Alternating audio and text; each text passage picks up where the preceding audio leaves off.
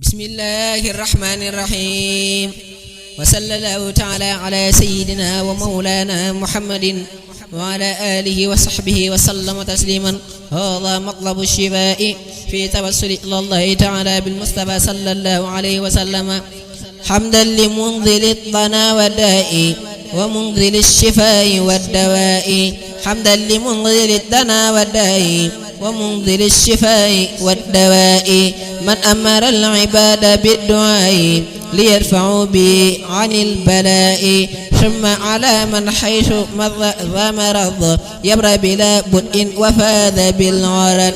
محمد طبيبنا الحكيم أزكى سلامي ربنا الكريم. والآل والصحب ذوي العلاء محتاج ذو الأسقام للشفاء. هذا وإن اليوم ذو الأوجاع مبتغيا عون المجيب الداعي. وأشتكي إليه ما من الضرر قد مسني حتى أراني محتضر. يا ربنا يا ربنا يا ربنا يا ربنا يا ربنا ادفع ضرنا بجاه خير العالمين الأكرم ثم بيمن رمضان الأعظم. يا الله يا رحمن يا رحيم يا بر يا كريم يا عظيم. اغفر ذنوبنا تقبل منا واحم حمانا وتجاوز عنا. وأنزلا يا ربنا خير النعم مكان ما نخاف من شر النقم. وهب لنا الآداب والمذايا وكفنا الآفات والرضايا. وهب لنا حثر على الطاعات وكفنا الكسل في الأوقات. يا بر يا لطيف يا معافي يا من له أمر الورى يا شافي.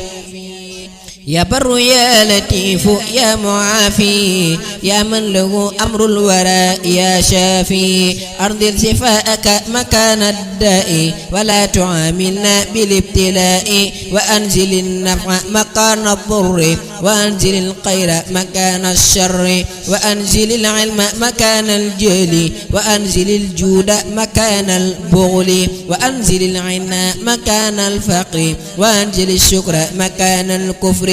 واشف جميع المسلمين عاجلا ثم قهم خوفا وحزنا آجلا. ونجهم وعافهم والطف بهم ولا تواحظهم بكثر ذنبهم. فإنهم وإن عصوك يا أحد لعفلة لم يشركوا بك أحد. فإنهم وإن عصوك يا أحد لعفلة لم يشركوا بك أحد. وإنهم أبدانهم لا تقدر على بلائك للرفع يظهر. قلوبهم ليست تميل أبدا إلى سواك من هنا إلى غدا. لكنما تلصص الجوارح أقضاهم لأقبح القبائح. فلا تواحظهم بما لا ينقذ ولهم هب الذي لا ينفع.